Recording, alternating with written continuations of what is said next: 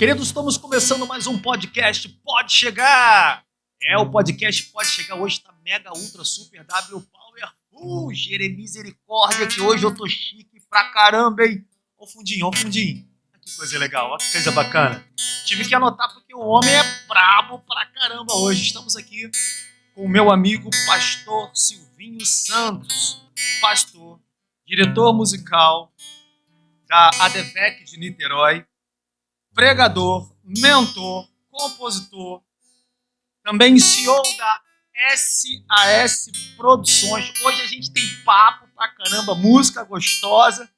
Senhoras e senhores, queridos amigos e irmãos que estão ligados aqui no Pode Chegar, Silvinho Santos. Prazer estar aqui, rapaz. Eu nem sabia disso tudo. Agora, quando você começou a contabilizar aí, eu fiquei emocionado aqui, quase errei aqui. Faltou né? muita coisa? Rapaz, ainda faltou, né? A gente não pode nem falar muito, porque o pessoal vai falar, saber. Eu sabia. Galera do Pode Chegar. Gente, que podcast lindo, maravilhoso. É uma alegria estar aqui com vocês. Pastorzão, rapaz, eu já estava assistindo isso aqui, eu estava perguntando assim, quando eles vão me chamar? Porque o negócio tá chique, viu? Legal, chique né? de último. Cara, quero cumprimentar você aí que está assistindo, você, né, que está na rede aí, dizer que é uma honra estar aqui. Muito obrigado, Silvinho. Bom, vamos começar não com uma pergunta. Vou começar eu já respondendo. Não, ele não é meu irmão. Algumas pessoas pensam, esse é um irmão, a gente se parece. Sim, nós sim. somos grandes, nós temos o mesmo espírito em Cristo, mas nós não somos irmãos, só irmão em Cristo, não irmão em sangue, né? Não é não? Eu acho que não. Agora Papai eu fiquei- teve 11. Agora eu fiquei tem certeza? Eu acho que a gente precisa rever isso, hein, Silvinho? A Bíblia diz que existem amigos mais chegados que irmãos, né? É verdade. E o Espírito, ele contesta. Eu quero já declarar aqui publicamente que eu não sei se nós somos irmãos, né, carnais ou não, mas eu posso ter certeza que a gente é irmãos de alma e de espírito, a gente é. Porque com a gente certeza. confessa o mesmo Deus, tem os mesmos princípios. É porque nós dois é parecido com Jesus. É verdade. Né? Glória a Deus. Vamos começar então conhecendo a história. Hoje, conforme eu falei com vocês, estava aqui em off conversando, a gente sabe que você tem uma carreira muito solidificada, graças ao Senhor, ao esforço do seu trabalho, à unção que Deus coloca sobre sua vida. Amém. Só que a gente quer conhecer apenas o produtor Silvinho. Eu quero conhecer o Silvinho Santos. Silvinho Santos. O filho, É. o pai, o marido, o pastor, o amigo. Hoje a gente vai passear pela sua história. Vamos junto, vamos nessa. Então vamos Pode começar chegar. ouvindo uma canção que mexe contigo, Silvinho. Sabe aquela canção? Pode ser bem antiga, fica à vontade. Uma canção que mexe contigo, que te aproxima de Deus. Rapaz, Que vem à mente, assim, aqueles dias que você, assim, pai, eu quero... Preciso atrair a tua presença. Que você pega o seu instrumento. eu tenho uma música que eu amo muito, né? É uma música que todas as vezes que eu canto ela, ou que eu lembro dela, eu não tenho como não chorar. Vou até tentar me equilibrar aqui. Fica à vontade. Estou em busca da primeira lágrima. Tem uma canção muito antiga que diz assim, ó. De Deus muito firme são as promessas, falhando tudo, não falhará. Se das estrelas o brilho cessam, mas as promessas brilhará. Aí eu gosto de uma música que eu choro muito nela, diz: somente Deus tem a força, é a única saída. Não, peraí, confundi a letra. Somente Deus é. Ih, rapaz. Tem a fórmula da vida, é a única saída. Por aí. Daqui a pouco Mas você essa. relembra ela, né? Somente Deus pode transformar um coração que ferido está. Somente Deus. Eu amo essa música, né? Paulo César Baruch, eu sou planeta. Deu para perceber. Igual o pessoal fala assim, aquela sua música, assim, você canta aquela sua música, assim, Eu então, conheço, eu conheço. Silvinho, então vamos começar a entrar um pouco na sua história. Como é que foi a sua infância, Silvinho? Você nasceu num lar cristão? Como é que é seus pais? Eu sei que seu pai é pastor, né? sim, eu sou filho da irmã Marinete Augusto dos Santos, filho do pastor Severino dos Santos, e graças a Deus eu nasci no lar evangélico, meus pais, né, meu pai superintendente de escola dominical. Eu lembro que meu pai era aquele auxiliar de trabalho, porque naquela época só podia ir a diácono quando você fosse batizado com o Espírito Santo. Meu pai ainda não batizado com o Espírito Santo, mas buscando afincoamente o batismo com o Espírito Santo e, sabe, trabalhando, sempre envolvido na obra do Senhor, sendo superintendente. Meu pai gostava muito de ensinar as coisas da Bíblia. E um dia nós fomos uma vigília lá em Nova Friburgo, né, daquelas vigílias antigas que você deixava o carro no lugar, entrava por dentro de uma mata, tinha que ir todo mundo junto porque tinha jaguatirica, essas coisas assim, e o pessoal sempre com uma lanterna, com um pedaço de pau na mão. Você é pequenininho. Isso, eu com uns 8, 9 anos, mais ou menos, e meu pai foi batizado com o Espírito Santo. Pô, que legal. E quando ele foi batizado com o Espírito Santo, começou o start dele. E eu me lembro que a primeira aula de música que eu tive foi com meu pai. Meu pai começou, um dia chegou em casa, falou, meu pai fazia seminário de teologia no Fonseca, e naquela época o seminário de teologia também dava aula de teoria musical. Então meu pai aprendeu lá algumas coisas de teoria e chegou em casa e falou, eu vou dar aula para vocês. Aí começou a dar aula para a gente e deu uma prova para a gente. Quantos irmãos, Silvinho? Eu e meu irmão, o pastor Josias. Sabe quanto que eu tirei na prova com meu pai em casa? 0. Quase apanhei, quase tomei uma coça do meu pai. Mesmo? Mas aí, depois, ao longo do tempo, a gente cresceu num ambiente, né?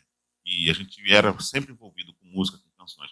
Uma coisa legal que, na época, minha tia, né, tinha um rapaz que namorava minha tia e ele tocava violão. E todas as vezes que ele estava lá, eu parava lá na casinha dele, perto deles lá, né? Onde ela estava, com ele conversando. E eu ficava ali porque o cara tocava violão. E eu era tão empolgado com o violão que ele um dia trouxe uma harpa para mim. Ele trouxe uma harpa. Eu acho que ele deve ter levado aquela harpa para me sair de perto, né? Mas ele arranjou um problema.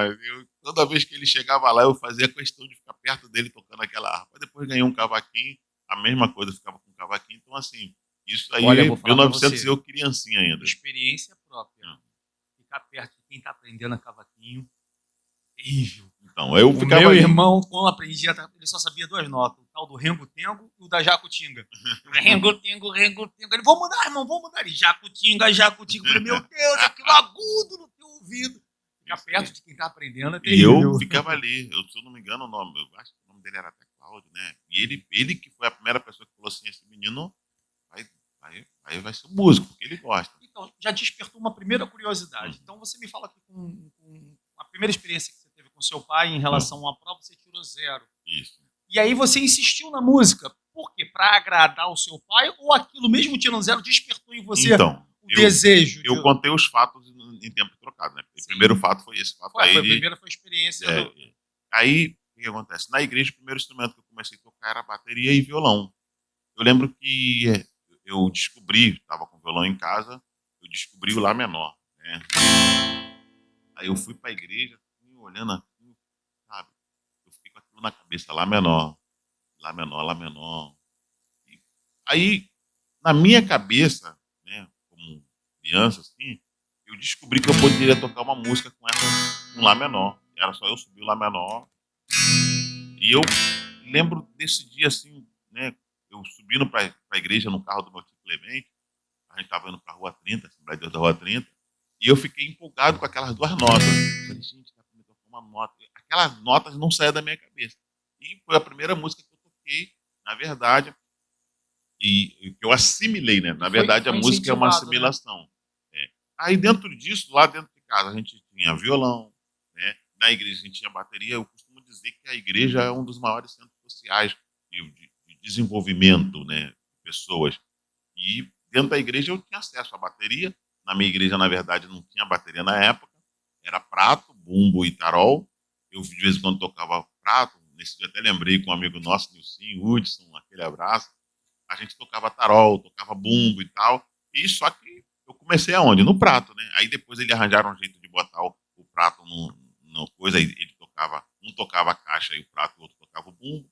E por aí foi, daqui a pouco, quando chega lá na igreja, uma bateria linda, cor de abóbora. Uma bateria. Aquela Naquela bateria. época era moda, né? A maceta do bumbo, né? O pedal do bumbo era um negócio de meia, assim, cheio de coisa, cheio de papel. Aquele pedal horrível, né? O pessoal bate. Mas era a bateria que a gente tinha, uma Taikon. E depois foi evoluindo o negócio. Onde tudo começou. E eu chegava, sentava na igreja, tocava às vezes alguma coisa de violão, às vezes tocava alguma coisa de bateria. Então, assim, o fato de eu estar envolvido, né, me fez ir crescendo. Dentro desse meio tempo aí, dentro dessa questão, né, meu pai começou a ensinar pra gente algumas coisas. Viu que a gente tinha Seu pai jeito. já tocava também. Meu já pai tinha... tocava violão. Né? Meu pai viu que a gente tinha jeito, ele falou, vou ensinar vocês do jeito certo, vou começar pela teoria. Gente, só que teoria é um negócio que é difícil para quem não conhece. Né? Hoje, por exemplo, eu dou aula e eu já faço ao contrário. Eu entro com método prático, ensino algumas coisas práticas para as pessoas, para ela entender quando eu for falar de teoria. Quando você começa a falar de teoria, a pessoa, estou entendendo. Então, assim, assimila mais rápido, assimila né? mais rápido. Naquela época, meu pai foi ensinar para a gente o que é pauta, o que é pentagrama. Né? E não tinha a diversidade e a facilidade de adquirir conhecimento como de hoje. Não. Hoje você vai na internet, você puxa, tira qualquer dúvida. Aprenda a tocar em 5 minutos. Exato. E você consegue aprender, tinha, porque né, o exemplo é didático, isso acontece. Me lembrei muito, você contando aí, eu falo sobre o incentivo. A minha filha mais velha, com 8 anos de idade, a gente lavando a igreja, e eu toco muito mequetrefemente um violãozinho, né? Eu tocava violão e a minha esposa bateria na igreja. A gente lavando a igreja... Tá explicado. A gente lavando a igreja, aí a minha velha falou assim, pai, posso tocar bateria? Eu falei, não, cara, não mexe nisso não pode mexer nas coisas da igreja. Ah, deixa, pai, só um pouquinho, deixa. Insistia, no término que a gente estava lavando, eu falei, deixa eu ver, senta lá e toca. Mas ela com 8 anos sentou, e eu percebi que ela tinha ritmo. Ela nem alcançava as coisas direito, mas tinha ritmo. E aí peguei o violão, aí comecei a tocar uma música. E ela acompanhou. Aí eu acelerei, ela acelerou. Eu reduzi, ela reduziu tudo que eu fazia. Eu falei, gente, a partir daquele dia eu comecei a dar oportunidade. Então, quando era culto durante a semana, aqueles cultos geralmente um pouquinho mais vazios, eu falei, toca você, filho. E hoje, graças a Deus, ela está com 17 anos e está descendo a madeira por aí. Inclusive, você já chamou para trocar. Eu tava segurando para falar. O pessoal fala dele, falou aqui minha filha, a gente imaginou uma criancinha pequenininha. A filha dele é uma das maiores bateristas. Quero mandar um beijão para Luísa, né? Tem Luísa e Louise, né? Luísa e Louise, eu não confundo, essas duas que eu não confundo. É tão criativo, né, papai? Porque o pai é batera, Luiz, só por isso. É uma das minhas bateras, fechamento, chamo para tocar comigo mesmo, porque é muito boa, fera, profissional. Mas deixa eu voltar um pouquinho nessa questão aí do igreja e instrumento. Uma das particularidades da minha infância a gente tinha o costume, né, as irmãs antigamente tinham o costume de fazer reuniões nos lares. E tinha uma amiga nossa que tinha um violão de Giorgio. E você tem noção do que era um violão de Giorgio naquela época? Rapaz, a estarracha do violão era uma pérola, marfim, né? Era de marfim, aquele marrom bonito. E eu ia para todos os encontros com a minha mãe e chegava lá, a Giorgio falava assim, você quer tocar, meu filho? De nylon, daquele tradicional mesmo. De nylon. No braço parecia uma perna de 3, né? Grosso, mais confortável. Isso aí. Então eu pequenininho, eu ia para a oração e eu ficava com o violão, a oração. Para mim, a minha alegria era estar no encontro da irmã. Por isso, e por quando as irmãs cantavam antigamente, né? Já pegou essa época, né? As irmãs cantavam, cumpre a minha missão. Já ouviu essa música? Cumpriu a minha missão. Quando as irmãs começavam a cantar essa música, vinha aquela bandeja de bolo. Aquela jarra de suco de caju, geralmente era o final da oração. Então, assim, eu ia para oração por 2 motivos. Um era para tocar no de Jorge e outra por causa dessa música. Quando entrava essa música, eu já olhava que já vinha de um lugar assim, a bandeja, né? Depois inventaram, né? O anjo com a bandeja, mais na minha. Então, a sua infância foi dentro da igreja, né, Silvio? Totalmente, dentro da igreja. Eu me batizei aos 11 anos de idade, pra você ter uma ideia. Aí pergunta, por que você se batizou com 11 anos de idade? Entendimento. Não vou perguntar, por que você se batizou com 11 anos de idade? Porque naquela época mas só podia tocar na igreja, na bateria ou em algum conjunto, participar de algum conjunto oficial, se você fosse batizado. Mesmo. É. Aí eu lembro que a gente morava perto de um lugar que a gente chamava um campinho perto da casa da gente, né? Campinho, mas era passagem. Sei. E o pessoal aproveitava ali para jogar bola. Aí o presbítero Faustino foi lá em casa. Eu vim aqui conversar com o Silvinho e tal, porque eu quero fazer um convite a ele. Aí o Silvinho tá lá no campinho. Ele falou, ele tá no campinho? Meu Deus. Não, mas não tá jogando bola não, porque naquela época também estar no campinho jogar bola Era bem complicado. era complicado. Aí ele falou, não... Existia assim, muito rótulo, né? Existia essa preocupação, né? Aí ele foi lá, conversou comigo, falou, a gente quer que você toque na equipe Novos Horizontes, a gente gosta de você tocando, a gente queria que você acompanhasse a gente, e a gente quer saber se você está disposto a tocar com a gente, mas você tem que se batizar. Aí fizeram uma sabatina, graças a Deus meu pai era superintendente da escola dominical, e eu tinha bagagem para isso, para responder. Você crê nisso? Creio. Aí eu toquei com a equipe Novos Horizontes, meu primeiro ministério de louvor que eu toquei na igreja. Você tocou num ponto muito interessante. A gente está falando aqui, hoje em dia a gente está um pouco mais evoluído, o progresso chegou, a igreja tem uma visão um pouco diferenciada, mas você vê de uma época muito tradicional. Sim. E como é que foi passar uma infância desejando as coisas de Deus, apaixonado pela música, mas uma infância normal, né? Como é que era para você conciliar-se com seus amigos de escola? Jogar bola, bola de gude, soltar pipa. Então, como é que é? Você, ou você não tinha prazer nisso? Seu negócio era só tocar? Então, eu sempre me relacionei muito bem com pessoas, né? E é claro que eu fui uma criança normal, gente. Uma criança normal. Na alfabetização, eu mordi o dedo da minha professora. Entendeu? Isso não é normal, não. Eu fui uma criança normal na minha alfabetização, mordi o dedo. Não é normal, não. Na terceira série, eu botei o pé na frente de um garoto, ele caiu na sala e arrebentou o nariz dele todo. Entendeu? Eu queria nem no seu conceito, se isso é normal. Eu fui uma criança Jesus fez a obra mesmo. Assim, por quê? Porque existe aquela questão, na nossa época não era nem maldade, era resposta. Era um tipo de resposta. Mas, mãe, eu não fiz nada demais. Minha mãe, meu filho, isso não é. Assim, a diferença, aí eu falo pra você, eu sempre fui uma criança normal. A diferença é que eu tive pais presentes em todos os momentos da minha vida. De vez em quando minha mãe tinha que estar lá na escola. E ela ia na escola.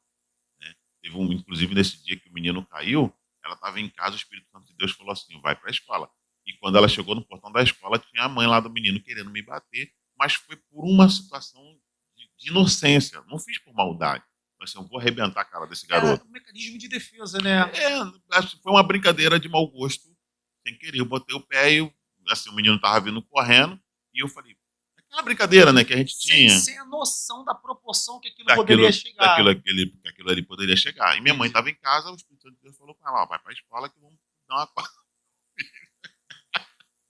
E minha mãe chegou lá e tá a mulher lá na frente falando que eu vou matar esse pretinho, que eu vou pegar ele, vou esganar pelo pescoço. Minha mãe falando, calma, moça, às vezes isso acontece, são crianças, às vezes são amigos, aconteceu. Não, mas eu fiquei sabendo, eu vou pegar. E quando eu venho, a mulher, é aquele ali, minha mãe, mas aquele ali é meu filho. Então, assim, eu fui uma criança normal, entendeu? Com todos os erros, com todas as falhas. E chegava em casa com perguntas. É o que eu falo para você, é muito importante. Mãe, teve uma vez, eu vindo na escola, a gente vinha andando e as pessoas moravam próximo à escola e cada um ia ficando nas suas ruas. E tinha uma garota, veio falando palavrões, né? Naquela época, palavrões terríveis para aquela época. E eu cheguei em casa e falei, mãe, a menina falou isso assim, assim, assim. O que é isso? Aí minha mãe sentou com toda a calma do mundo. Meu filho, isso é uma palavra pejorativa, que não deve ser falada e tal. Aí foi explicando. Assim. Ou seja, eu tive pai, entendeu? Meus pais, eles foram muito abençoadores. Todo momento que chegou uma informação contrária, eles sentavam comigo e falavam, isso aqui não pertence a gente. Outra coisa também, por exemplo, levava um biscoito para a escola e o amiguinho falava assim, pô, me dá seu biscoito e toma minha borracha.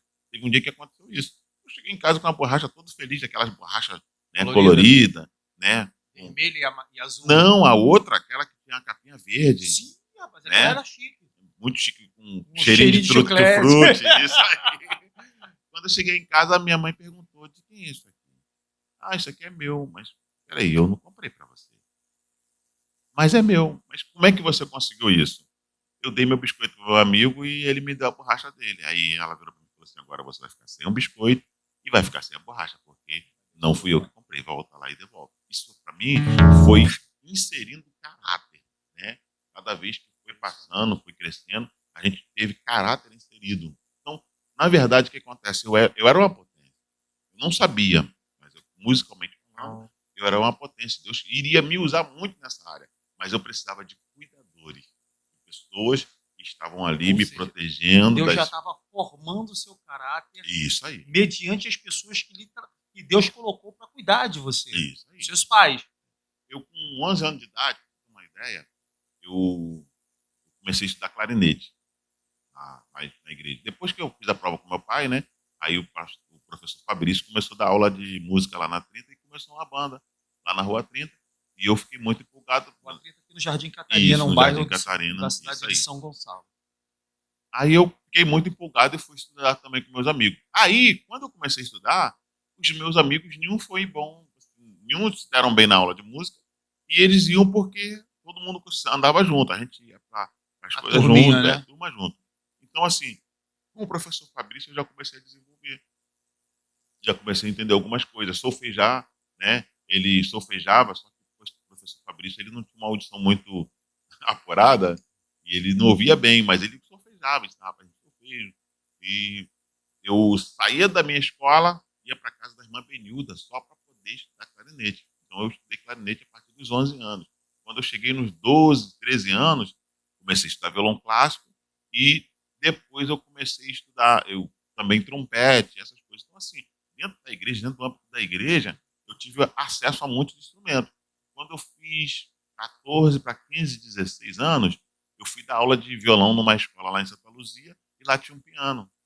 Então eu sentava no piano nas horas vagas e ficava dedilhando o piano. Aquilo ali entrou na minha cabeça com uma facilidade. Eu tinha uma forma característica de tocar. Por quê? Porque a música, para mim, era como o violão. Né? Para quem não conhece o violão ele é armado em quinta, né? Que a gente costuma dizer. As notas estão deitadas. No piano, as notas estão laterais. Então, assim, quando eu chegava no piano, eu tentava ouvir o mesmo som que eu ouvia no violão. Então, o jeito de eu tocar piano naquela época já era totalmente diferente. Na época, estava começando a surgir os primeiros teclados, né? Sim. Que era o Poly 800, né? O M1. Então, assim, o Cássio, né? Já eram os 5/8? Grandão Então, já? alguns eram 4/8, o Poly 800 era 4/8, o CPK era 4/8. Então eu comecei a me identificar muito com a mecânica do piano. Aí eu comecei a estudar teclado. Uma vez o professor precisou de alguém para poder substituí-lo, eu substituí ele ficou assim, muito feliz com aquilo. Falou, agora eu vou te dar aula.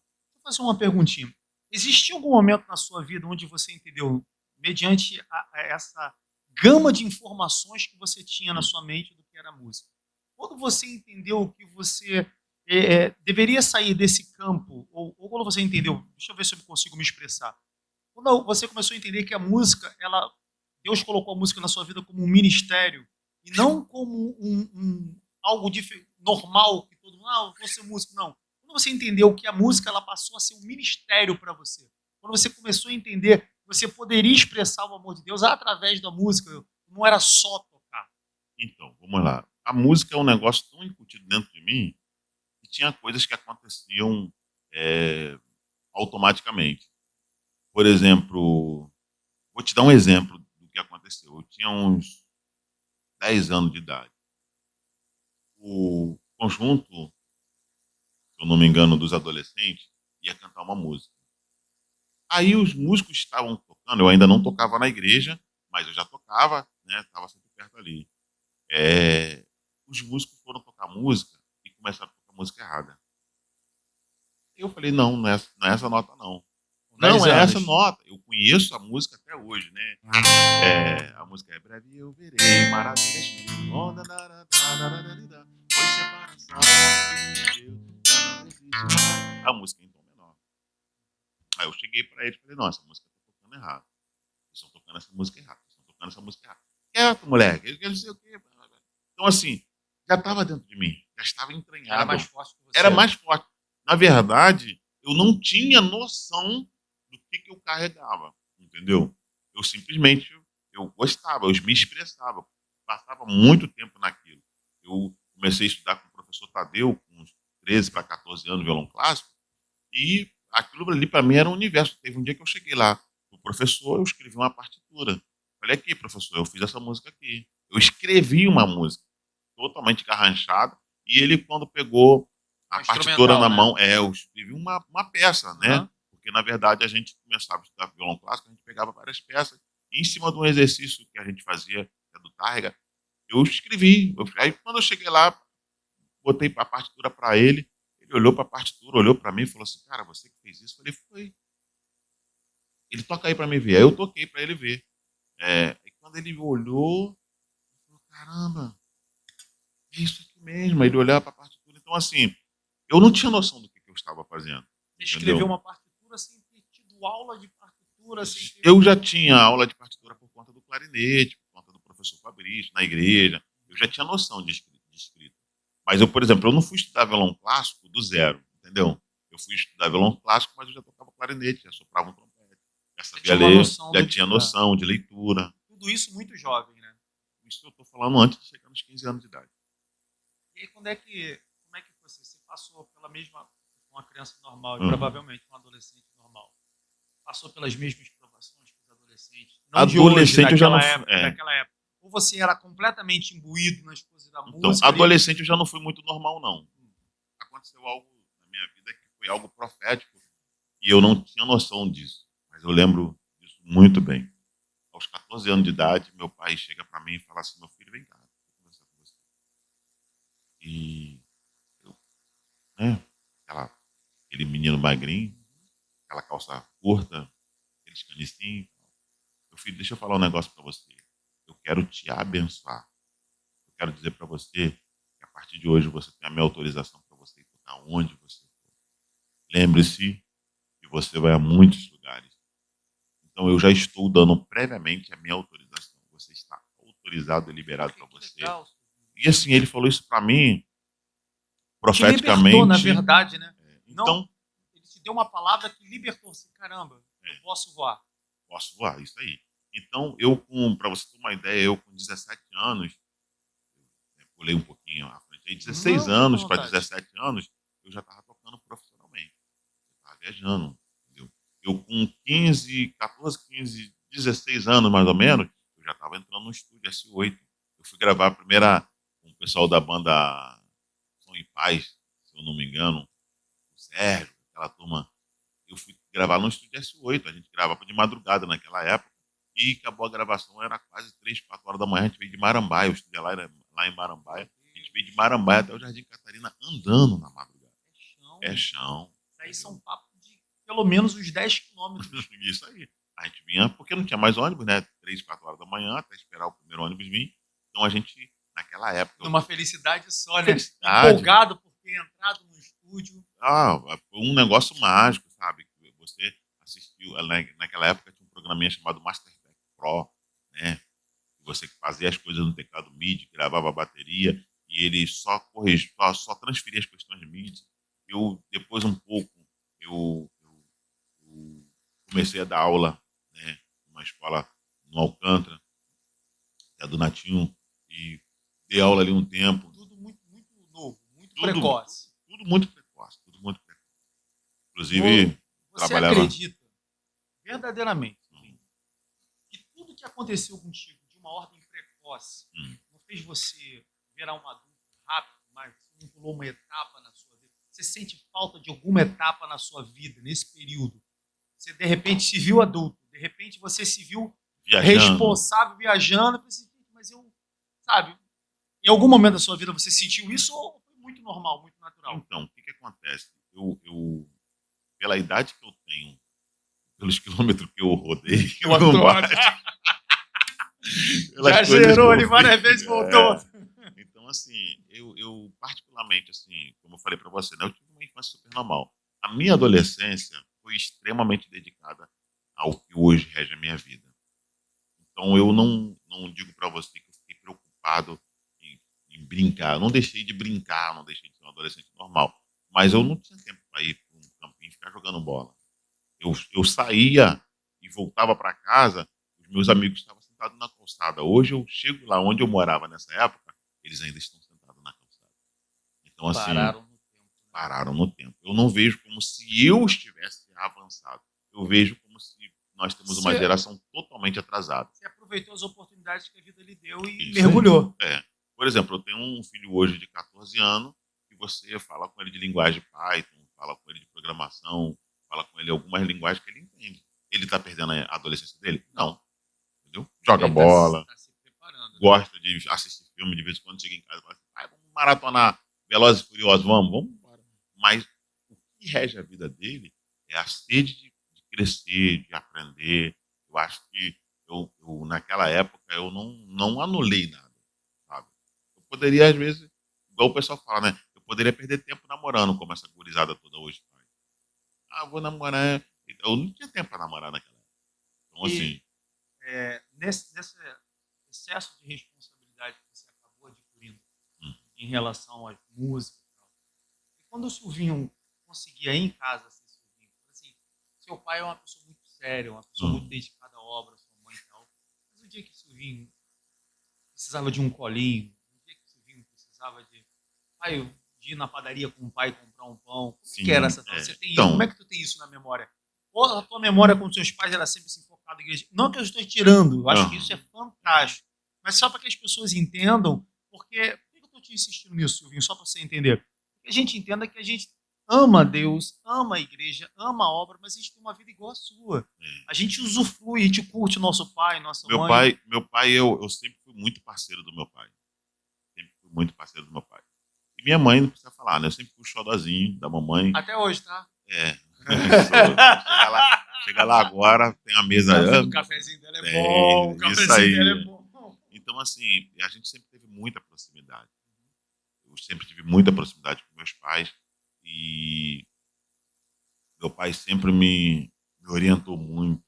Sabe? Minha mãe sempre me orientou muito. A gente sempre teve muita liberdade. Porém, quando eu começo a atingir uma determinada idade, que aí já é dos 17 para lá, eu comecei a ter uma vida de muitas viagens, de não poder estar sempre nos compromissos, de chegar atrasado nas comemorações principais, mas eu sempre estive junto com meus pais. Por exemplo, se eu não me engano, aniversário de casamento dos meus pais, não sei se foi de 30 ou de 25 anos, boda de prata. Meu pai já estava na Trindade, meu pai já era pastor da Trindade, Assembleia de Deus de Trindade, e nesse dia eu tinha um show com a Rema Gerê. A minha sorte, que o show era pertinho. E teve o aniversário, né, a boda de prata deles, e eu cheguei atrasado na boda de prata, Mas porque eu foi. tive que tocar primeiro e cheguei lá. Não saí nenhuma foto da boda de prata deles, né, Não. porque eu já cheguei, já estava rolando e tal. Mas meu pai era pastor numa igreja, quando ele foi pastorear essa igreja, eu não tinha nenhum músico. Eu fui o cara que cheguei lá, peguei os moleques, tudo. Hoje tem vários músicos que tocam aí, bem a pampa. Brunão Batera hoje, que toca comigo na Divec, Fábio Júnior, violonista lá da Lagoinha, né? Gilmar, Johnny, que está em Maricá agora. Então, assim, eu peguei essa galera toda e comecei a discipular, uma molecada mesmo, entendeu? E nessa época, só para você ter uma ideia, eu trabalhava em Angra dos Reis. Eu viajava para Angra dos Reis na quinta-feira de madrugada, saía de casa umas 4 e pouca da manhã com o teclado nas costas, pegava o ônibus e ia para a rodoviária. Eu tinha um 01 WFD. Olha isso. Eu tinha um 01 WFD, tecladaço, pesado pra caramba. Botava minha mochilinha, a malinha de roupa, ia para Angra. Chegava em Angra umas 9 horas da manhã. Aí trabalhava quinta e sexta. Num sábado de manhã, eu levantava e vinha embora. Quando eu chegava aqui, eu ia direto para a Trindade, porque eu dava aula de música para a turma da igreja do meu pai. Entendeu? Então, assim, eu formei uma galera lá nessa igreja de Trindade, dentro dessa correria. Então, assim, por mais que eu estivesse fazendo muita coisa, eu sempre estava envolvido com eles, na igreja deles, entendeu? Estava envolvido junto com eles. E eu gostava muito porque, assim, é, a despeito de eu ter minhas obrigações, eu tinha muita liberdade de implantar coisas na igreja. E reunião de família, como é que era? Como é que foi a sua relação com o seu irmão? Cresceram juntos, ele também é pastor. Então, Ele também assim, se dedicou à música ou não? meu irmão já era aquele camarada mais com outras visões, né? Ele gostava até da música, mas a música não era prioridade para ele. Meu irmão estudou eletrônica, Meu irmão, né, teve outros caminhos, mas assim, a nossa convivência sempre foi muito parceira, Diferença de muito. idade de vocês? Um ano. Um ano, né? Então vocês É, tiveram o mesmo período de infância, de adolescência. isso E aí. como é que era a convivência? Vocês eram parceiro Tranquilo, mesmo, amigão? parceiro. Meu irmão, na verdade, o que acontece? Eu não sei, eu vou contar isso aqui, vai dar. Mas meu irmão era aquele Tem camarada. ninguém nos vendo, não, É, pode falar. meu irmão era aquele camarada bom de ideia, sabe? Pô, meu irmão era o cara conquistador e tal. Então, assim, eu, quando eu não sabia chegar nas meninas, não sabia, não tinha essa disponibilidade, porque eu era sempre muito introvertido, por incrível que pareça. Hoje eu falo bem, mas eu sempre fui muito vergonhoso para falar. Sempre tive muita dificuldade. A gente fala com técnica, né? A gente não fala com. Né, se tem uma coisa que eu aprendi na técnica. Então, assim, meu irmão, a gente viajava. Eu lembro uma vez que a gente foi para o Congresso da UFADERJ, né? Eu novinho de carteira. Aí, pô, vamos lá depois de Resende, conservatória, Congresso da UFADERJ. E eu, Caramba. meu irmão, eu dirigi, eu comecei a dirigir primeiro que ele. E a gente foi pra lá. Aí cheguei lá, uma galera na praça assim, e tal, tocando. Meu irmão chegava, meu irmão já era o cara falador, era o pregador, né? Pô, e aí, tudo bom? Puxa aquela assim. Aí meu irmão começou a ver que o cara não tocava todas as músicas.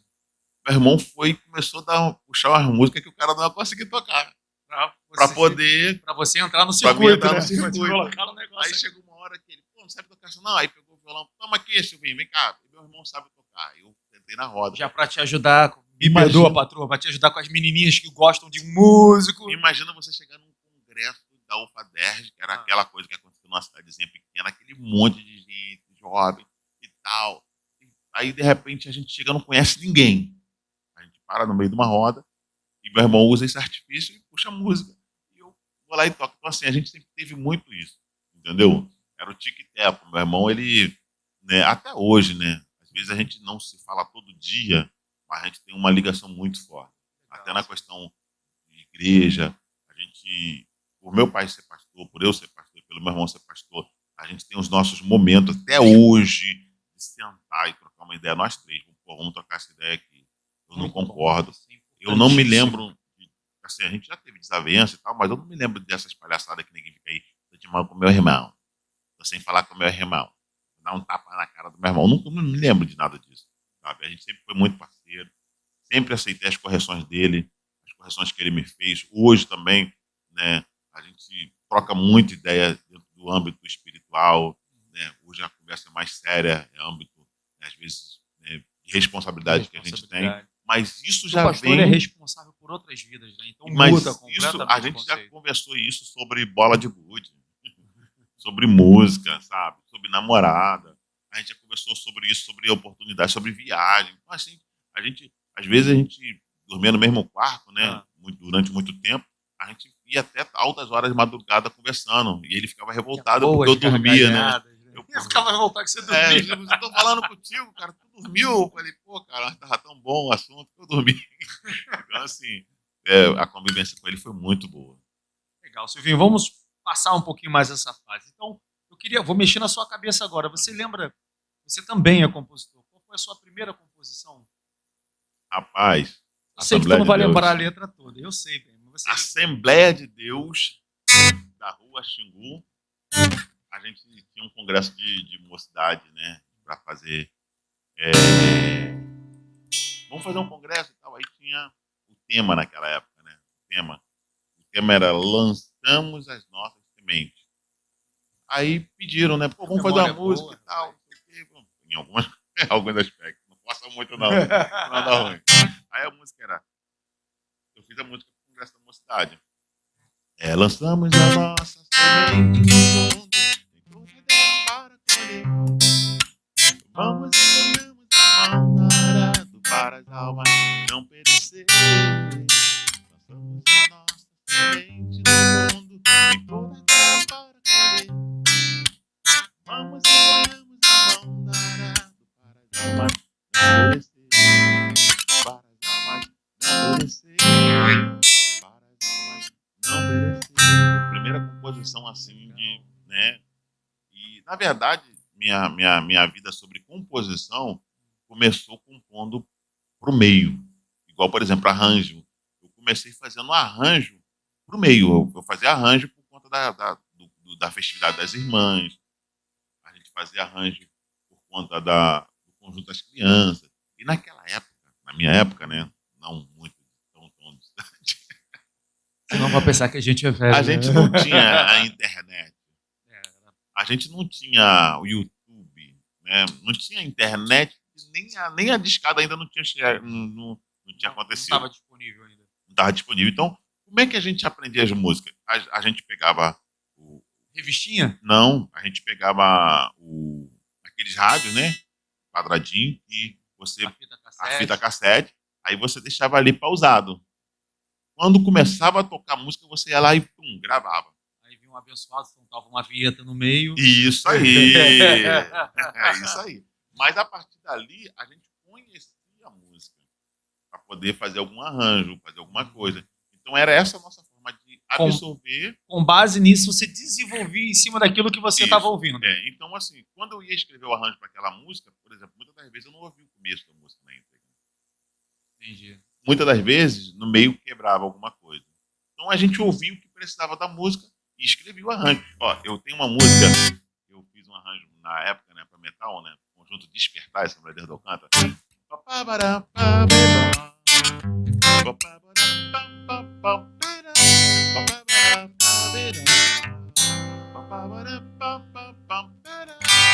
qual música que era? Aí, vou lhe contar a história da Bíblia. Nossos arranjos eram totalmente diferentes dos arranjos originais. Legal. Conhece essa música? Conheço.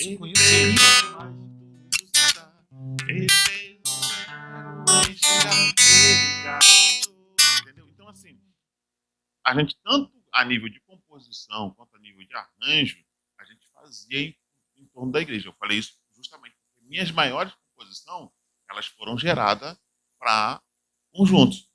Tem uma música minha que hoje, graças a Deus, é estourada no Brasil todo, que você deve conhecer também. Quero encontrar.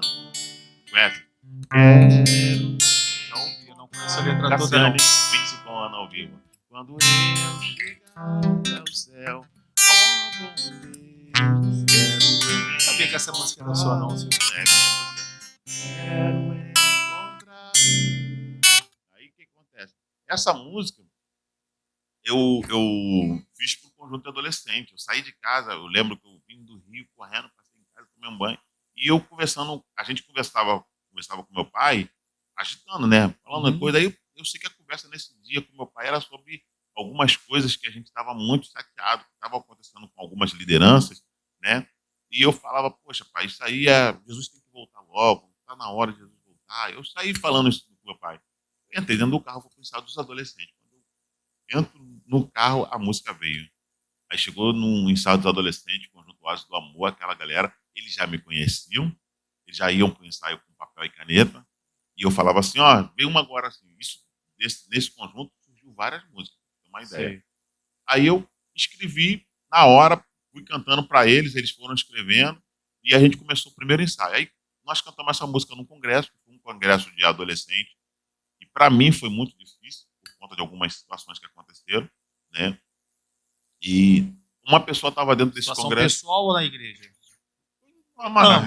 Ambos, né? Coisas assim, né?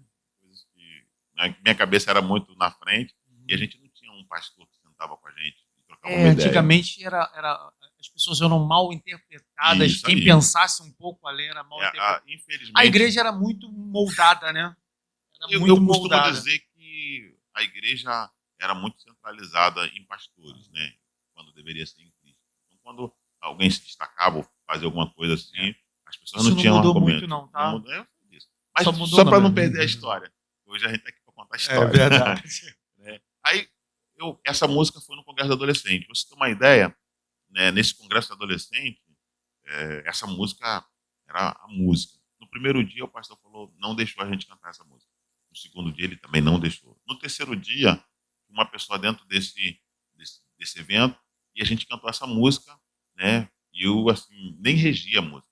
Estava tão triste pela situação que aconteceu, porque a gente dando ali e tal, de repente vem o pessoal joga um balde de água fria em cima da gente.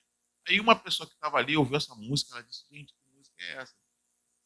Aí quando o Projeto ID, anos depois, foi gravar, o Projeto ID foi o primeiro que gravou essa música. Quando o Projeto ID gravou essa música, a gente gravou dentro do estúdio da Cassiane. Eu já trabalhava lá, já era técnico, já fazia algumas coisas. E esse projeto a gente gravou no 0800 para abençoar. A gente tinha muitos projetos sociais, tinha muitas coisas. E eu produzi esse CD do Projeto ID, com a missionária Sara Silva, com a galera. E essa música entrou. Essa música, quando a gente estava gravando o vocal dessa música, o pessoal que estava gravando o vocal, que abençoou também esse trabalho, é só neguinho de ponta. A Kátia, Marquinhos Menezes, sabe? Na época, né? Então, essa galera e o pessoal do projeto, cada um cantou um pedacinho de música. E a Jaiane era pequenininha, a filha da Cassiane, virou e falou assim: poxa, todo mundo, tia Sara, participou do seu trabalho, só eu que não participei. Aí a gente foi e deixou ela cantar um pedacinho do final, né? Quero encontrá-lo no projeto nesse projeto do CD do Projeto ID. Aí, quando a gente está ensaiando com a banda da Cassiana, tempo depois, ensaiando para fazer a gravação do DVD 25 anos da Cassiane, a Cassiane vira e fala assim: poxa, gente, a gente estava faltando uma música, eu queria tanto fazer uma música para todo mundo participar e tal. Aí surgiu a ideia de se colocar essa música. Com a Jaiane cantando. Não, no pessoal, não. Surgiu a ideia de todo mundo, os back vocais. Aí já estava Felipe Valadão, já estava o William Nascimento, já estava Josi, Jairo, a Jane, Fael, já estava essa galera toda, que o back vocal foi grandão na gravação do DVD da Cassiane. Então a gente, até uma menina de lá da igreja deles também, que participaram da igreja de Santa Cruz, né, onde foi gravado, 2 pessoas participaram. Aí a gente ensaiou tudo para poder botar essa música. Foi a única música inédita desse projeto. E quando chegou no finalzinho da música, né, a Jaiane cantou umas músicas de abertura e tal, não sei o quê. Quando a gente começou a cantar essa música, ela foi lá no Doca: tio Doca, me dá o microfone que essa música eu também canto. Não, Jaiane, mas você não pode. E ela foi lá, meteu a mão no microfone e veio correndo para perto e cantou o finalzinho também de novo. Então, assim, eu não tinha noção. Eu estou te contando essa história porque num congresso de adolescente, onde eu saí triste por algumas coisas que aconteceram, né? Deus pega essa música, bota dentro de um projeto que a gente decide abençoar, depois vai ecoar num DVD, né? Pelo fato de a gente estar participando, tivemos a oportunidade de inserir, e depois esse DVD ganha projeção no mundo todo. Então essa música, teve um dia que eu estava em casa, eu fui pesquisar, quero encontrá-lo cantando no Brasil todo. Pega essa música aqui no Brasil todo. Então, assim, uma composição que nasceu aonde? Dentro de um conjunto de igreja. Apanhando, mas persistindo, É isso aí. entendendo que o propósito é maior, o chamado é maior, o propósito é maior do que aquele projeto da atualidade. Né? O projeto ele termina numa determinada data, quando acaba o congresso, o projeto ele termina quando acaba aquele ciclo, mas o propósito ele permanece por gerações. Por gerações, isso aí. E tem outras músicas que acabaram também ganhando repercussão. O pastor Marquinhos Menezes gravou, né, músicas nossas, do que a gente cantava. Aí virou comum, né? Nesse a gente já chega, pastor Marquinhos Menezes, que vocês louvou, porque a gente vai chegar, porque atualmente é o seu pastor. Né? É meu pastor. O Coral Novo Caminho gravou uma música minha também, que a gente cantava no coral. Deixa eu entender uma outra parte agora aqui, né, pessoal. Como surgiu para você, então, assim, um dos maiores projetos, os trabalhos mais reconhecidos que você tem, além das suas músicas, são suas produções musicais. E você passou uma boa parte da sua vida sendo produtor musical da El Shaddai, né? Da 93. Da MK. Da MK, Porque eu ainda estou na El Shaddai a rádio. Da MK. É porque a gente só está falando de coisa antiga, né? Como surgiu a MK na sua vida? Como é que surgiu o convite para você ser produtor musical? Então, o que acontece? Eu vou falar isso da mesma forma que como a gente está falando muito de antiguidade, e pode ser que isso vai render uns 4, 5 programas, mas a ótica que eu quero dar para vocês hoje é o seguinte: eu sempre fui muito envolvido com arranjos, sempre gostei muito de arranjar. Minha primeira produção musical foi dentro de casa com 3 em 1. Você lembra do 3 em 1? Lembro. Toca CD. Toca CD. Não, toca CD não. Não, CD não, é LP. Toca LP. LP, toca fita e rádio. Isso aí. Então, assim, eu gravava uma parada, eu comprei um teclado CTK, né? Na época era um tecladão. Eu gravava na fita, aí botava a fita para tocar, a fita tocava o que estava gravado e eu já ia gravando outra coisa junto. Então, assim, teve uma vez que um camarada, uns gravadores daqueles de rádio, e ele precisava de fazer uma música, e ele levou lá para casa aquele monte de gravador. Através daquele gravador eu fui sincando um no outro, e eu sei que eu gravava uma coisa num gravador, gravava outra coisa em outro, soltava tudo junto. Bem amador mesmo, mas, bem extremamente mas a amador, mente já bem estava tudo rústico. A arquitetado mente que já ia estava. fazer. Depois disso, eu lembro que eu comprei um aparelhinho MPC da Roland, que era um lance que fazia MIDI, né?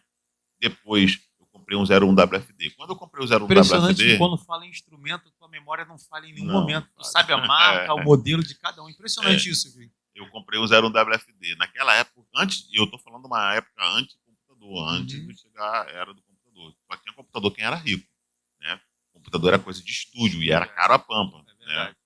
E a gente tá falando nem do 386 ainda. Tá falando aí dos anteriores, era o Atari, né? Então eu comecei a fazer arranjo no 01 WFD também. Aí, tanto que eu trabalhei num estúdio do Natinho Batera durante muito tempo, usando o 01 WFD.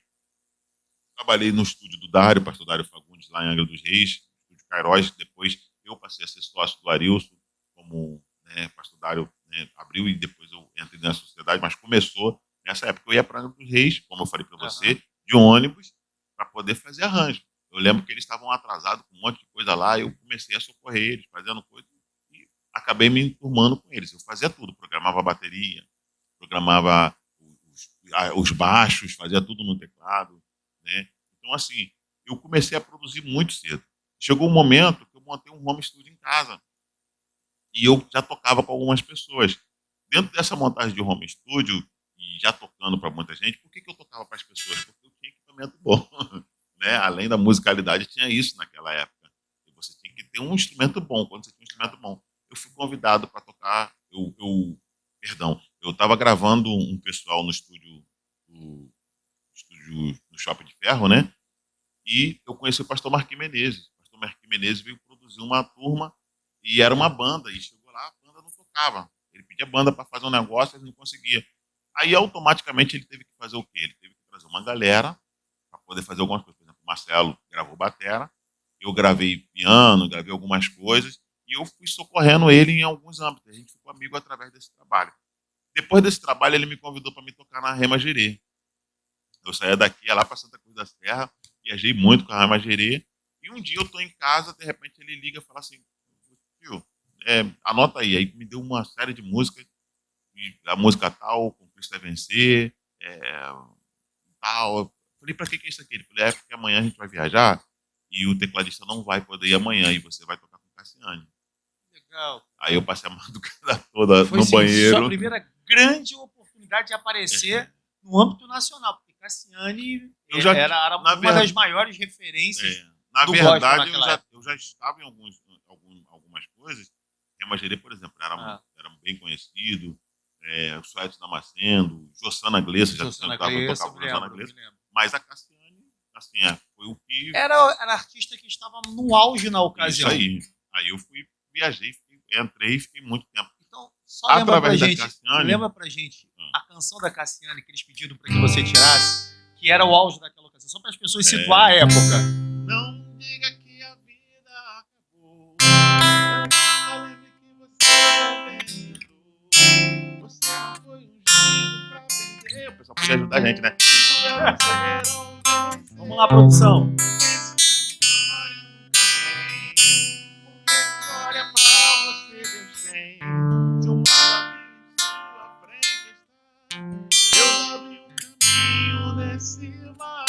Outra era Deus não rejeita a oração.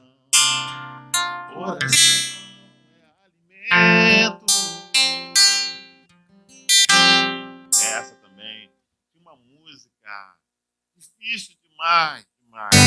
Era conquistar a vitória que Jesus conquistou na cruz. A unção tem poder na sua vida, transformar em todo mundo e sair contigo. Nessa ocasião, a Cassiane fazia parte da MK. né? E aí foi onde abriu a porta para que você entrasse na MK Então, e começasse a produzir. Não. Isso foi muito Bem tempo depois. antes. Muito tempo antes. O que acontece? Antes. Na MK, né, eu estava ali, na verdade, na banda da Cassiane eu era tecladista, e depois o Jairinho me fez um convite para mim ser uma pessoa efetiva dentro do estúdio dele.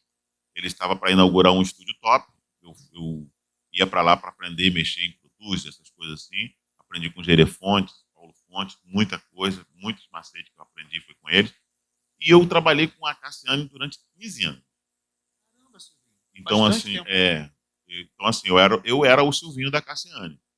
E Deus, pô, assim, pensa numa época que foi de grande valia para minha vida, sabe? Até hoje eu amo muito o Ministério da Cassiane, Pastor Jairinho. Eu era o camarada que era pau para toda obra. Então, uma ideia, eu chegava cedo, abria o estúdio, dava comida para os cachorros, né, montava as salas de gravações, preparava o café, ia na rua resolver as questões, eu era relações públicas. A gente, na época, desenvolveu todo aquele layout, aquele vidro, sabe? Se eu vi uma caixa, um lugar aqui, eu era o cara que eu ia atrás daquilo para poder conseguir fazer. E já viajei muito com ela para poder soltar playback, para poder levar mala, entendeu? Então, assim, eu estava ali, eu era o Silvinho da Cassiane, o Silvinho do Jairinho. Interessante que, assim, só para pontuar, alguém tão grande, né, como a Cassiane, alguém tão bom profissionalmente como você, e aí tem uns, me perdoa, Silvinho, mas tem uns mequetrefe aí que faz 3 notinhas que você acha que não quer carregar nem o próprio instrumento. Carrega para mim. Não sabe. Você, produtor, é sobre servir. Exato, produtor, um profissional, um músico extremamente competente, um músico de alta qualidade. Mas deixa eu te falar um havia segredo. uma necessidade de servir? Servia. Mas deixa eu te falar um segredo. Por exemplo, ali foi a minha faculdade. Eu não tinha condições de entrar dentro de uma universidade e cursar, né, engenharia de produção musical, mas ali eu tive acesso a tudo. Eu agradeço muito a eles. Porque, ao mesmo tempo, como eu estava disponível, né, a primeira gravação, por exemplo, dentro do Reuel Mix, eu que fiz, né, aquela mesa linda que as pessoas veem hoje na foto do Reuel Studio, eu fui o cara que estava junto com mais 10 tentando botar aquela mesa pesadérrima para dentro. Eu vi o cara soldar aqueles fiozinhos, mano.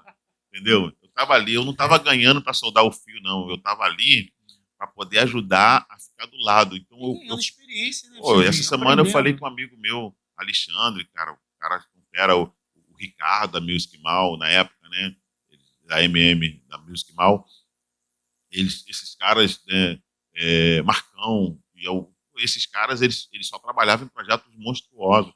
E eu era o garoto que estava ali do lado deles, vendo eles montando, vendo eles fazerem. E assim, eu tive acesso a todos os melhores microfones do mundo, todos os preamps do mundo, e fazia teste. Tem um violão para gravar, você grava lá pra gente? Gravava. Eu pegava 5 microfones para fazer o teste, sabe? Qual é a melhor sonoridade, qual é o melhor posicionamento. Às vezes gravava afoito, aí o gerê virava para mim e falava assim, volta lá e grava de novo. E ficou com vazamento, saiu isso aqui. Isso para mim foi a maior escola, maior universidade. Eu tenho hoje, por exemplo, só para você ter uma ideia, desculpa. Não, fica à vontade. Eu dei aula no IATEC, né, Instituto de Alta Tecnologia. Hoje eu presto assessoria para algumas pessoas que produzem algumas coisas assim. Hoje lá na nossa igreja a gente tem o Igor lá, que é um best profissional, e a gente troca ideia. O primeiro computador do Igor, eu que ajudei ele a hackear. Chegou um momento da minha vida que eu pegava um PC, destroçava ele e fazia o que eu quisesse dele. Não, isso aqui não vai ser mais um PC, não, vai ser um Hackintosh.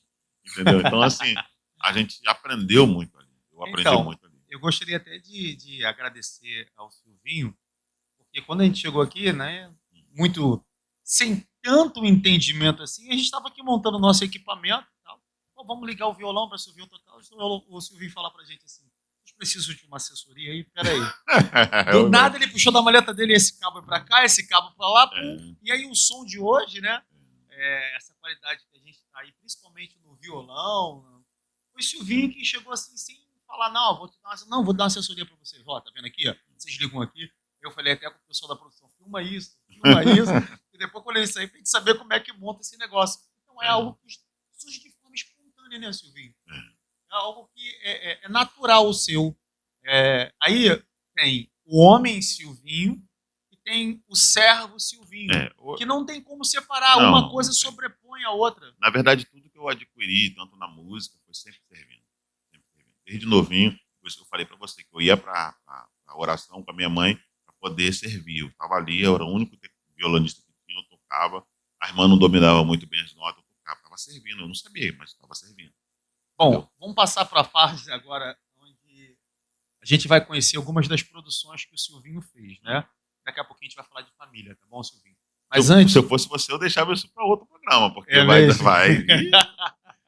Teremos... Se eu fosse você, porque é muita coisa. É muita coisa, né? coisa. Graças a Deus é muita coisa. Hoje. Deixa eu agradecer aqui uma parceria que nós temos com a Estamparias Efraim e também, que também faz parte do mesmo grupo da Estamparia, aqui serviços auxiliares de serviços também da Efraim, né? Que faz manutenção predial, manutenção de uma forma geral. Aí também faz estampas, tal. A Efraim aqui tem uma parceria conosco, a nossa caneca aqui, ó, com a marca do nosso podcast. E aqui o trabalho da Efraim, você pode acompanhar também o trabalho da Efraim através das redes sociais da Efraim. Tem um telefone aqui também para você fazer contato, 21 99045 3754. Quero também agradecer a parceria com a padaria Odisseia, que nos enviou aí esses birisquetes, né, lá do Jockey, o nosso amigo Marcelo Nelson, né, que nos enviou esse birisquete aqui para a gente estar continuando aqui a bater esse papo e tal, e quer chamar alguém da produção? Vem cá que a gente faz assim. Não, pode. Já mandei já no zap. Pessoal da produção, dá um oi aí, só para o pessoal te ouvir em casa. Alguém tem um pedido de uma produção do Silvinho para que ele possa nos mostrar qual que agora a gente vai falar do produtor musical Silvinho. Vamos, vai ser um programa de 2 horas. Vamos embora. Um não gosta de perguntar, outro não gosta de responder. Eu gosto de responder, né? Silvinho, sua primeira produção musical. Como é que você assinou qual foi a primeira assinatura musical? Esse aí é projeto meu. Não precisa ser Alfeuma, não estou falando do seu maior sucesso. Sua primeira produção. Aonde você viu assim, caramba, finalizei. Vamos lá. Eu sei realmente. Apesar que você nunca duvidou de saber, sempre soube, graças a Deus. Mas então, é a sua primeira produção musical. Eu comecei a produzir, como eu falei para você, intuitivamente. A gente tocava numa banda e essa banda acabou sendo indo para o estúdio gravar, a banda do Som de Paz, né? Eu tive meu primeiro contato com isso. Depois de um tempo, eu comecei a fazer alguns arranjos e eu lembro que tinha uma dupla, Ana e Cláudia, se não me engano. Aí a gente fez uns arranjos também, só que naquela época era arranjo MIDI, né? E como eu estava inserido dentro de um contexto de aula de música, né, e algumas coisas assim, eu fui tocar com o pessoal da banda Queiroz. Dário, Arilson, lá em Angra dos Reis. E nessa época, quando eu cheguei lá, no primeiro ensaio, eu deparei com um home studio, né, na verdade um estúdiozinho básico, com a DAT e tal, e dali eu comecei a fazer algumas coisas com relação a estúdio e tal, a pegar alguns macetes, só que eu conhecia a parte de música, né, mas eu não conhecia a parte de tecnologia.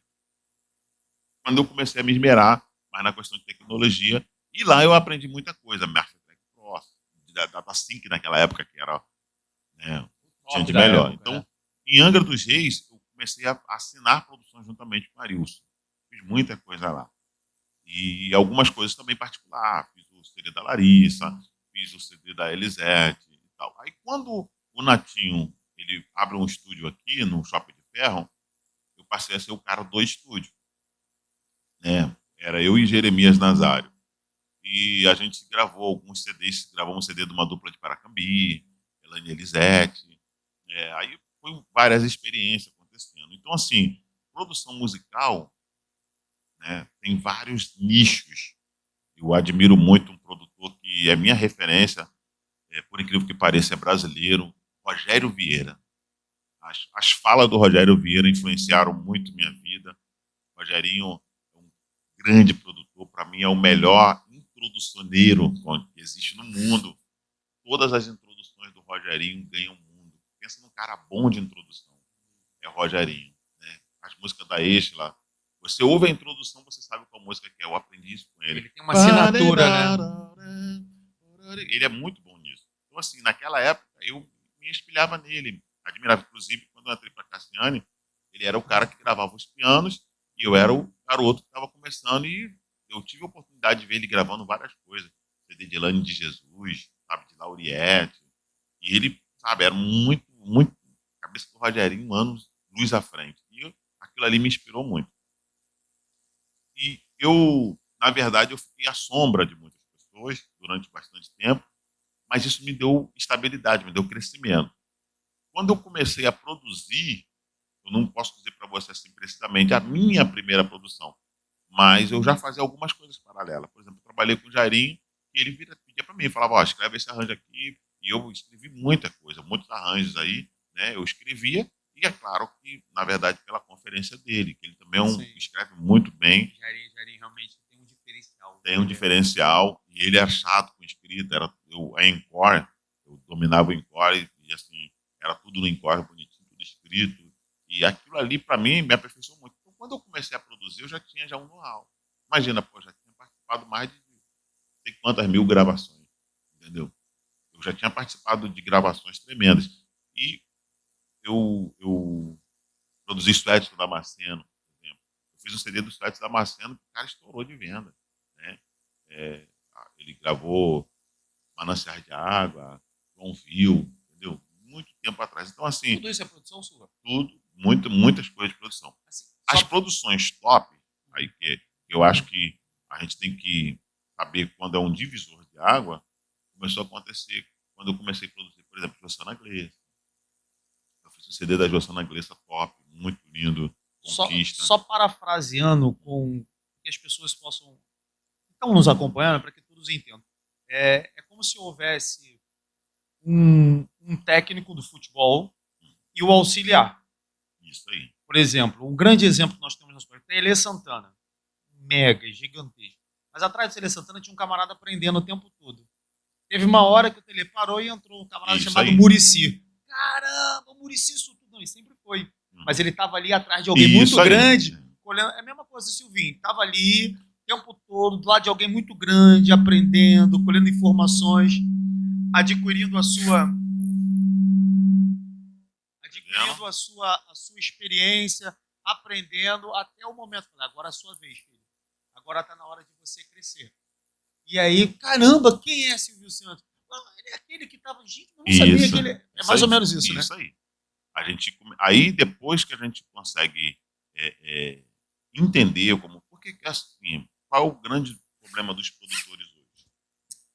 Que a gente fala aí, os camaradas pegam coisa pronta, entendeu? Esse produtor que não sabe o que é uma partitura, não sabe escrever, não sabe o que é mixar, ele pega coisas prontas ou trabalha com profissionais prontos. Né? Bom, vamos entender aqui, Silvinho. Nós temos algumas perguntas que a gente costuma sempre fazer no nosso podcast. E uma delas é a expectativa e realidade. Uhum. Então vamos entender o que é o trabalho do produtor. Um exemplo. Você consegue nos mostrar uma música, como chegou para ti, né? Uhum. A realidade do que era a música, e aí o que a música se tornou depois que foi produzida. É o chamado expectativa e realidade. Porque às vezes eu componho... Vou te falar, por exemplo, o produtor, ele é um camarada que é o engenheiro da música. Exatamente isso que eu gostaria que você pudesse passar para a gente, para que a gente entenda. A música, quando ela é gerada, uma pessoa comum vai ouvir a música e vai falar assim, não gostei da música. O produtor, ele tem que ter uma alma de compositor. Ele vai ouvir a música e ele vai falar assim, nossa, que música.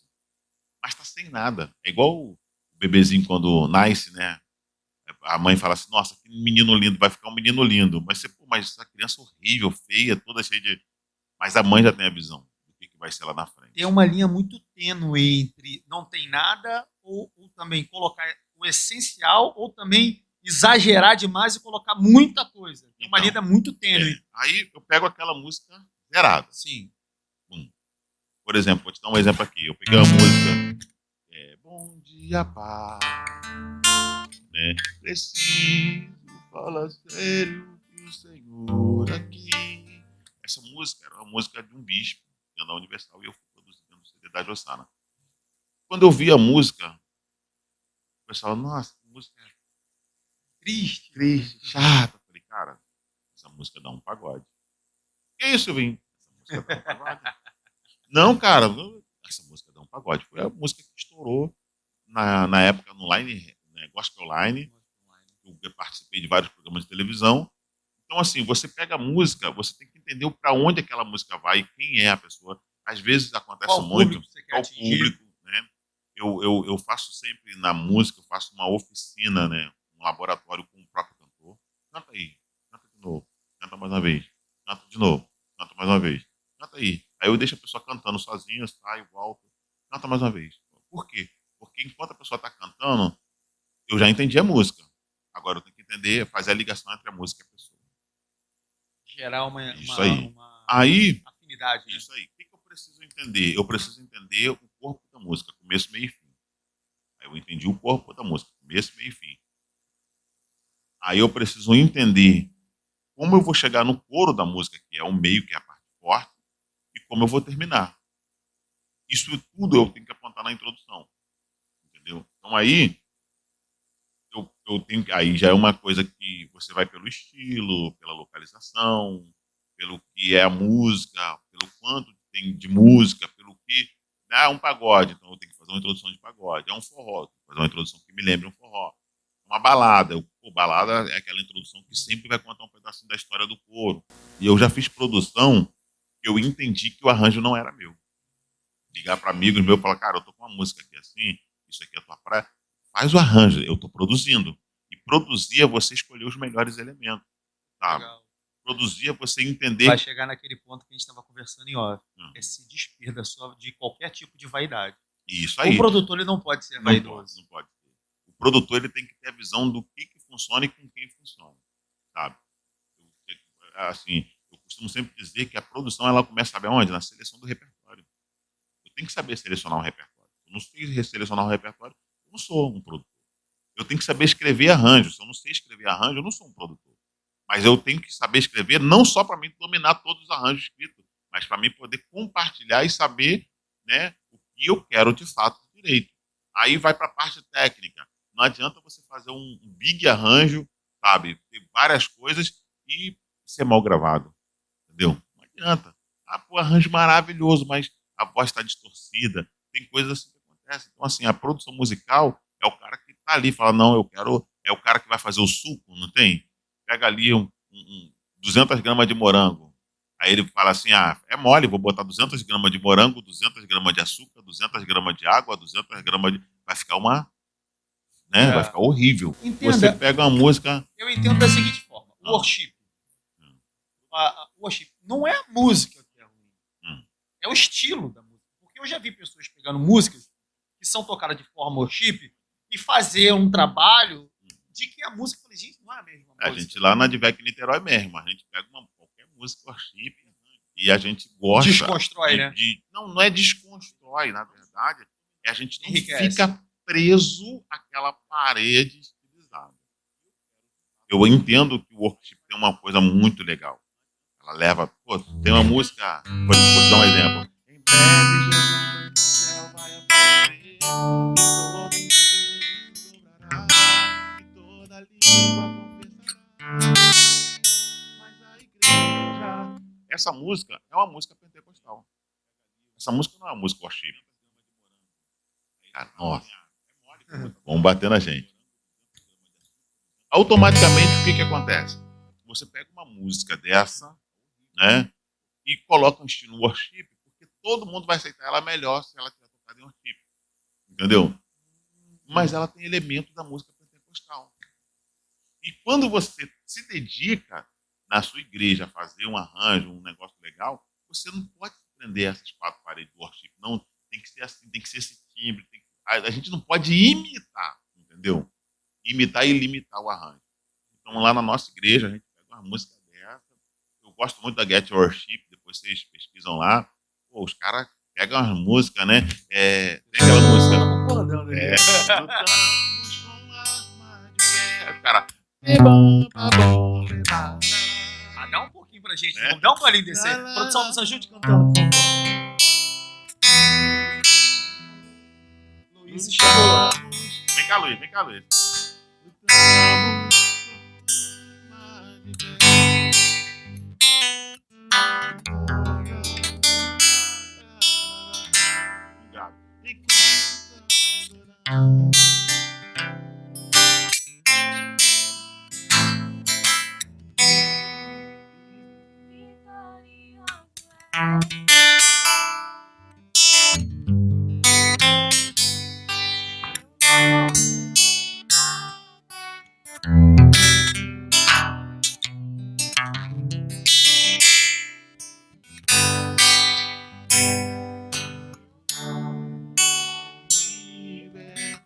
Aí os caras fazem uma frase. Entendeu? É você pegar a música. Obrigado, Luiz. Obrigado. Pega de surpresa, Luiz, viu? Eu tava isso- desligado no culto. Então, assim, é você pegar elementos, sabe? E, assim, ainda com tudo isso aí, eu tenho que dizer, a música gospel ainda tem muita coisa rica, muitas coisas, né? Tem muitas coisas ainda para se aprender. O problema é as pessoas ficarem sempre na sombra. É uma coisa que eu não gosto, me deixa angustiado, é o pessoal, é que ouve isso aqui, ficou lindo. Aí quer fazer igualzinho. Pô, ficou lindo, beleza, ficou lindo. Vamos Tira extrair como o que é uma bom base. e vamos continuar fazendo coisas lindas também.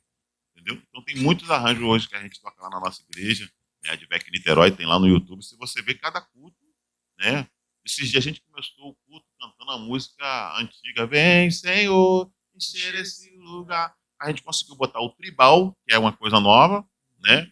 A gente botou o rock pop, que é uma coisa antiga, e a gente ainda botou um pedaço com aquele, eu esqueci o nome agora, o funkzinho, como é que é o nome agora? Eles chamam, tem um nome novo agora. IMB, não. Não, ai, me fugiu. O que A gente vai lembrar e eu fala vou lembrar, já, vou já. lembrar. A gente ainda misturou 3 ritmos na mesma música, entendeu? Então, assim, a gente não se prende ao estilo da música e a gente precisa estar contextualizado, entendendo o ambiente que eu estou ministrando, tá? Eu não posso chegar isso em outra igreja e fazer da mesma forma, né? Porque, de repente, as pessoas que estão ali não vão entender e não vão estar prontos. Por isso que é muito bom você saber o ambiente que você está. Deixa eu falar.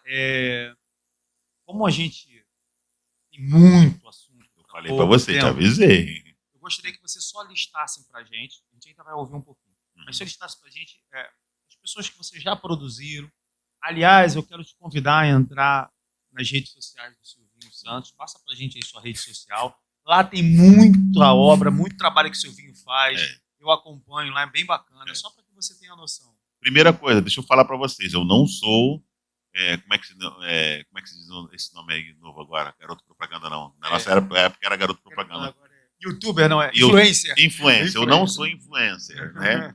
Eu tenho uma rede de amigos. Então, se você for entrar na minha rede de amigos, você é muito bem-vindo. Se você entrar na minha rede de amigos, você é muito bem-vindo, tá? Se você me seguir, eu vou te seguir. Se você quiser falar comigo, me chamar no direct, eu vou te responder. É Silvinho Santos com 2 S no final. Silvinho Santos. Instagram, TikTok, YouTube, Facebook, Silvinho Santos com 2 S no final. Silvinho, infelizmente a gente está chegando ao término, né? E tem muita coisa para falar. Eu quero saber de antemão, já aqui, diante das câmeras, a gente pode marcar uma segunda oportunidade para a gente fazer a parte 2? Vamos fazer parte 2, parte 3. Porque eu falei contigo, eu já vi você, já participou de algum outro podcast. E parabéns para os amigos que também estão fazendo, mas eu queria conhecer a vida do Silvinho. Sim, hoje você foi lá, você pegou pesado, você foi na minha infância. A gente precisa conhecer. Tem até que pegar um lencinho ali, que eu tô com um monte de Porque choro aqui guardado. Nós temos uma origem, né? E a gente não surgiu do nada. A A gente tem que saber de onde surgiu o SUV, para que você entenda, caramba, o camarada... Porque às vezes, eu sempre penso da seguinte forma, eu sempre penso que alguém que está ouvindo, ele tem um sonho parecido com o seu. Poxa, eu queria ser um Silvinho. Mas o Silvinho não nasceu ontem, ele passou por batalha, passou por luta, ele teve uma história, teve uma boa criação, teve uma boa base para ser um Silvinho. Para você se tornar um homem ou uma mulher digno de respeito na sociedade, você precisa de uma história. Verdade. Não é verdade? Precisa construir. Precisa construir. Então eu gostaria que você passasse para a gente uma listagem, que vai ficar para um segundo programa, das produções que você já fez.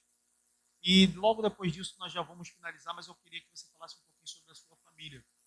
Né? Porque a família é a estrutura de tudo. Né? Eu costumo dizer que é a família que... Eu não sei se você vai lembrar. A alusão que eu vou fazer. Tinha um negócio na TV antigamente, que um rapaz, acho que era até de uma novela, que ele viu a lua e a lua levava ele, e tinha que amarrar ele para a lua levar ele numa árvore. Né? A família, para mim, é como se fosse aquela corda. Me mantém no chão. Isso aí. Me mostra quem realmente eu sou, para que eu não possa me vislumbrar com as coisas. Então, a nível de produção, eu vou deixar para outra época para falar algumas pessoas, porque se eu começar a falar, a gente vai se enrolar. Eu prefiro fechar esse programa falando da minha família. Primeiro, do meu pai, da minha mãe, né, que são oriundos, meu irmão, minha esposa, Carol Santos. Para casar comigo tinha que ser bem doido, né? Dentro daquele universo que eu vivia. Hoje eu sou um pouquinho mais lento, um pouquinho mais devagar, mas naquela época eu era acelerado. Quando você juntou, casou com a sua esposa, você já estava nesse movimento? Já. Ela fazia parte disso? Não, ou era apenas... tadinha, ela não tinha noção ela entrou do no que era. mato sem cachorro, né? Sabe, assim, meus filhos, eu tenho 2 filhão lindos, abençoados por Deus. Eu lembro que Deus falava muito sobre os filhos que eu teria. Tem o Pedro Lucas e a Gabi, 2 filhos abençoados.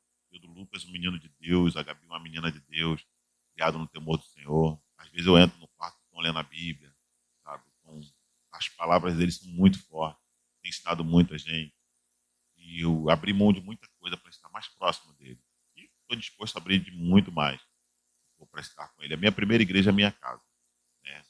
Eu sempre falo isso. Não tem sacrifício que vale a perca dos seus filhos e da sua família. Então eu quero deixar aqui um abraço grande para eles, dizer que eles são extremamente importantes para mim. E se eles não estiverem no circuito, dá ruim para mim. Hoje o que eu faço é por eles.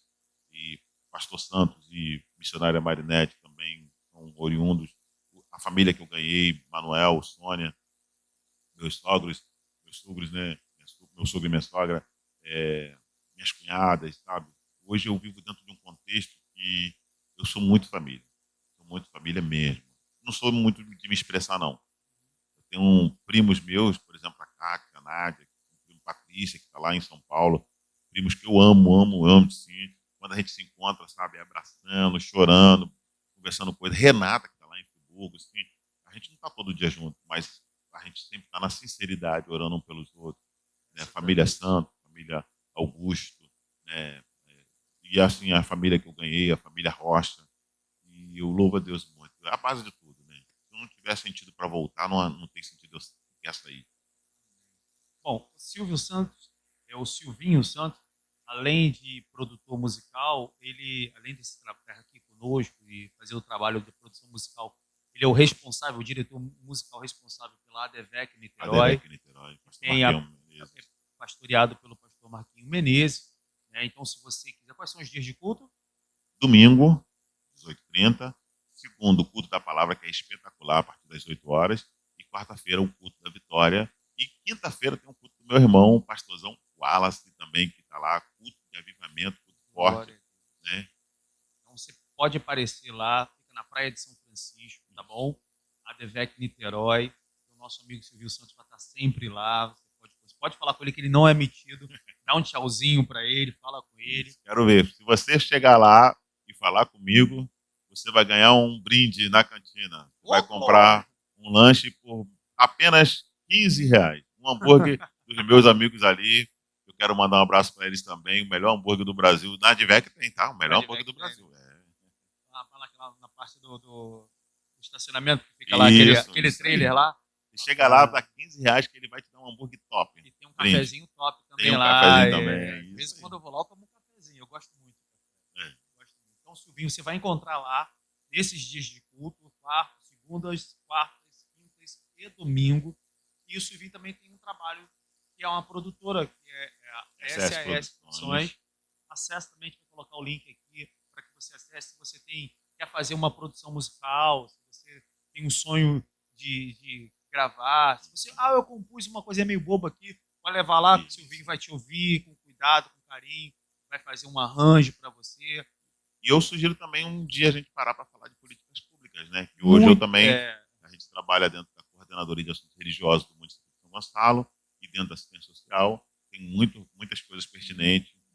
Breve, em curtíssimo tempo, a gente vai ter a parte 2 Esse desse episódio. Aí a gente vai depois falar a da gente política fala... pública, tu quer mais? Não, política pública tem que ser um só para isso. Pública, Por isso que eu nem toquei no assunto aqui. A gente aqui. tem política pública, a gente tem ainda mais da parte das produções, alguns trabalhos de composições e também da vida do Silvinho, que é extremamente interessante. Vida pastoral também, A né? vida pastoral, esse homem é bem interessante.